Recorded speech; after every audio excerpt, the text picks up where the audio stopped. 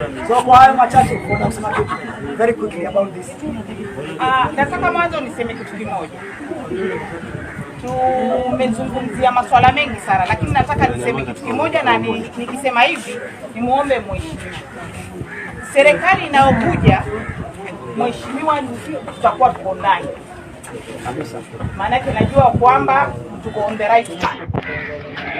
Mheshimiwa, tulimuona mheshimiwa deputy president akiona walemavu pale Nairobi.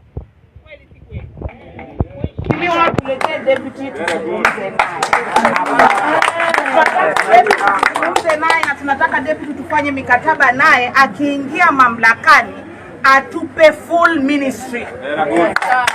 Hiyo tu ndio itakao maliza hizi shida zetu zote, full ministry. So wangapi wanataka nilete hasla?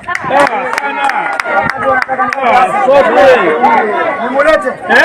Nimulete? Nilete hasla? Namtaka? Kuna uhakika? Kuja hapa? Afanye mambo yake? Wangapi ni wa hasla hapa? Sawa, hiyo tutafanya bidii.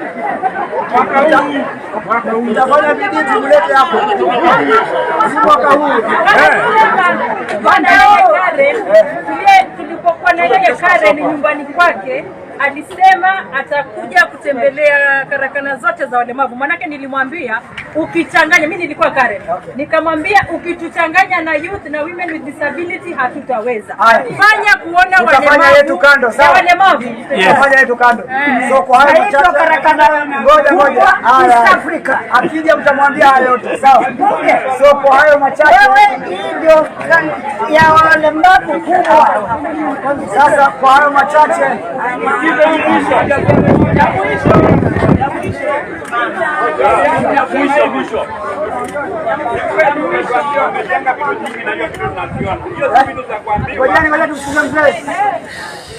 nasema hivi, umetueleza umejenga vitu nyingi, na hiyo vitu tunaziona, si vitu za kuambiwa kabisa, tunaziona.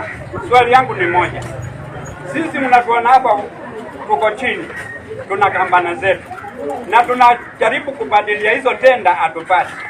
Mheshimiwa, ukikaa pale kwako ofisini, tafadhali ningeomba zile tenda za kujenga, tunajua kujenga, hata tukiwa tunajua mafundi wale wanajenga zile nini, tupatieni hiyo tenda ndio na sisi tuinuke hapa tulipo tusonge juu.